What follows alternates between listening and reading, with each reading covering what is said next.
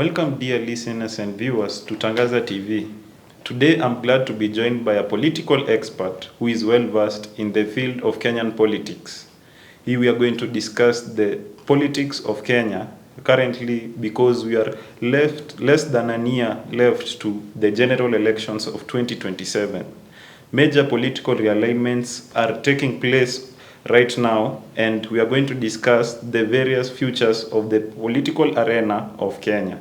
Welcome, dear sir. Thank you very much, Brother Martin in studio.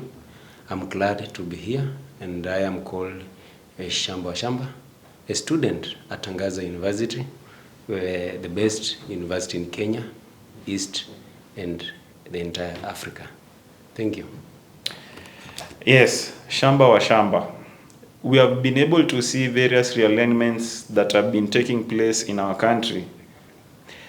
Like, for example, you have seen the recent news where we have seen the talks of the political handshake between former President Uhuru Muigai Kenyatta and the former Deputy President Rigathi Gachagua. What's your thought on that?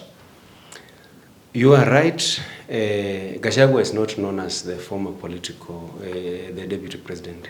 He's the People's Deputy President because he was elected by Kenyans, and because of misunderstanding or political wrangles between him and the president, then he had to be impeached. Although the process was not clearly followed, but we accept. So there is no sin for Gachagua handshaking with Uhuru Kenyatta. Remember, Ruto himself went for an opposition leader, the late Raila Amolo Odinga. So I don't see any big deal between Uhuru Kenyatta and Rigathi Gachagua, the People's Deputy President, having a handshake. You have also to remember that politically speaking, Gachagua has been all through with Uhuru Kenyatta. It is only in 2022 where they went ways apart, but they have been always together.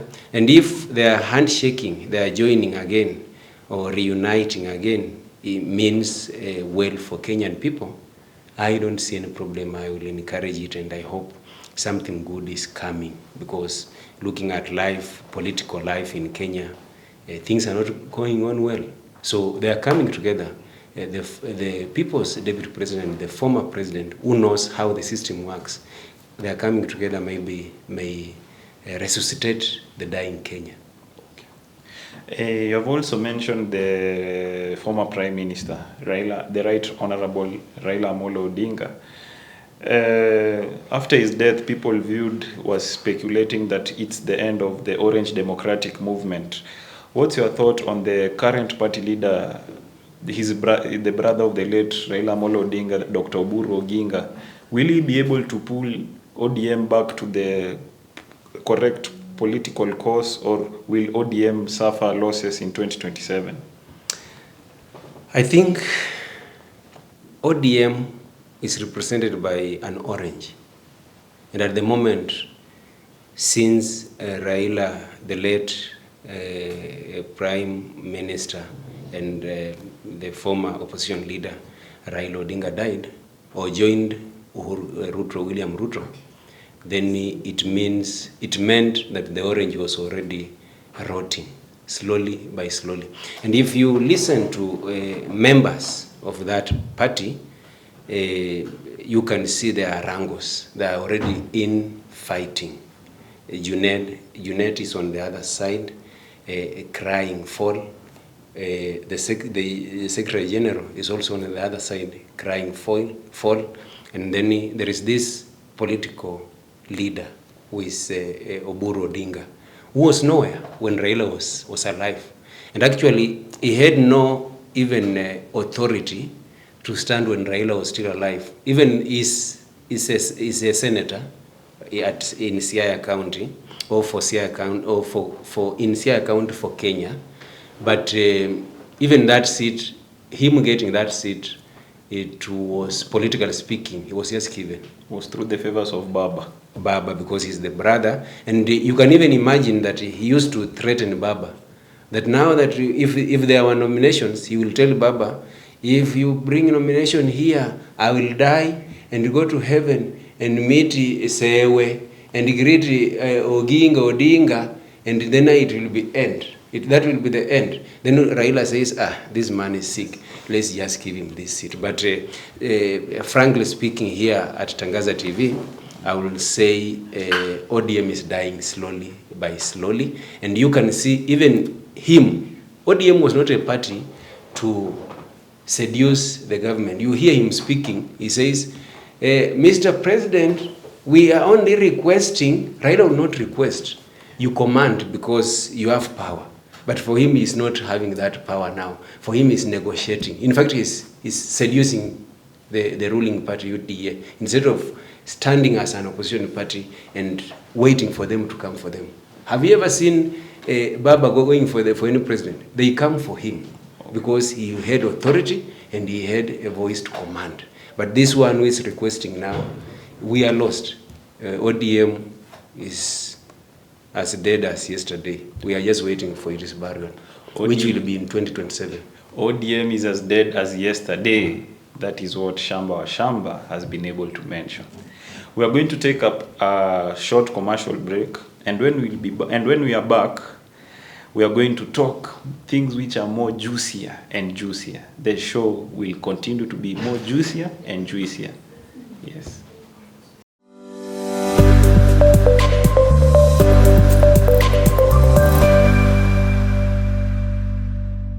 Welcome back to Tangaza TV, where we are continuing our debate on the Kenyan politics, the Kenyan political arena, where in next year we'll be hosting the general elections, and we were having a candid conversation with Shambah, who has been able to heat things up here with the topic of discussions of the political realignments here in our country. And next we are going to journey from South Nyanza. We are going to journey to Western Kenya. There have been these narratives of Luhya unity since the death of the former Vice President Wamalwa Kijana. People have been saying Luhyas have been dispersed. We have various leaders. We have Musalia Mudavadi.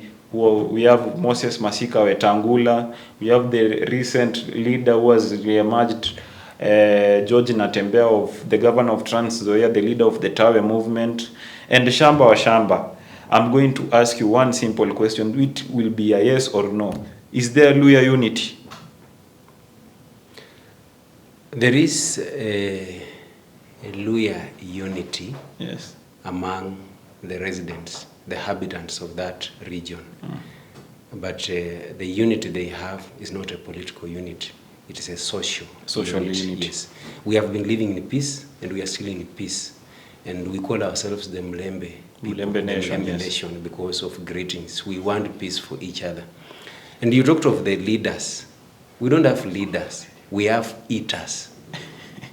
At the moment, we still don't have a leader. Since those times of Wamalwa Kijana, at the moment we have eaters. And these eaters are led by Musalia Mudavadi, who has been in government for so many years, since Moi's time. Yes, and if you visit his place, you will wonder if he comes from that place. We have Moses Wetangula, Masika Wetangula. The name should be meaning Tangulia, but I think he tells Musalia to Tangulia. Musalia salia nyuma, then Wetangula Tangulia. So we still don't have these leaders, but we have the eaters. There is unity of residents of that region. And you have said the leaders are eaters. And if you can remember, we have been having past Luhya leaders who have been the bedrock of the Western region. You remember Moses Budamba Mudavadi, George Captain, the likes of Apili Wawire, the likes of the Uncle Moody Awori. Do you think that we can ever get to that place where, because people are touting George Natembeya as the next Luhya kingpin, and they're saying that George Natembeya is a leader who thinks of the people, not like the likes of Wetangula and Musalia who are only thinking of their stomachs. Do you think we'll get to the place where we'll be the leaders will be like the likes of the Kina George Captain and Wamalwa Kijana? Yeah, times are passing. The generations are changing. And the schools of philosophy are also coming up. So many of them, we have young men at the moment who are speaking of of this unity, who are speaking of the community, not their individual houses. And I believe there is a time, and that time is actually approaching. And you listen to the politics of the governor of Bungoma. I think if we listen to him very well, he's not the Luya kingpin. Actually, the kingpin goes with not the influence. In Luya land, it goes with the age. If you are old, even if you are stupid, they will regard you as the wise man. So we regard Musalia Mudavadi and Wetangula as the wise men of that land. Just not because they are wise, because of the age. They have been there and we have grown knowing them, seeing them, so we have to follow what they say. But now things are changing. If we accept new blood, the way it is speaking in the other land, there in the Luya land, then this time will come. And I hope Natembeya is the man to watch, is the man to bring us together. We have the likes of Natembeya, we have Ababu Namwamba, we have Edwin Sifuna. If we listen to the voice of Edwin Sifuna now, then I hope we are going somewhere. It is only Edwin Sifuna, if he joins, he unites with Natembeya and other local leaders. Like Peter Salasi, although he laughs a lot, and we might even confuse the laughing with the madness. But if we join them together, then we can be going out somewhere. Okay. Yeah. And still on the fact, we will be talking about Edwin Sifuna, the current Nairobi senator. He's the current Secretary General of ODM, the largest party in Kenya. By the grace of God. By the grace of God. But you find that Edwin Sifuna is somebody who is being fought within his own party. The likes of Akina Junet, they are fighting him together with the likes of Babu Owino. And we know very well that Edwin Sifuna, he comes from a political heritage. He's the nephew of the late Kandui Member of Parliament, the late Lawrence Sifuna. And when you heard in the funeral of Cyrus Jirongo recently, Edwin Sifuna stated, and I don't know if it was an attack on Wetangula and Musalia, he stated categorically that if Wetangula and Musalia are waiting for 2032, he is targeting for 2027. What do you think on the thoughts of the Nairobi senator? He was not attacking. The 2027 is not spared somewhere for Wetangula and Musalia Mudavadi. It's not spared for Sifuna, and it is not spared for even you. It is not spared for me. It is an empty entry for anybody who is willing to lead. And if Sifuna is ready in 2027, Musalia Mudavadi and Moses Wetangula have been there. They have been there since 1980 something. They have been in politics. They are keeping on postponing. Let's go for 2027, 2032. Now they are talking of 2032. Do you know why? Because Musalia Mudavadi has already sold his party to UDA. So the party is not there. So even if he talked of 2027, there is no party. And he's not even planning to form one as we speak now.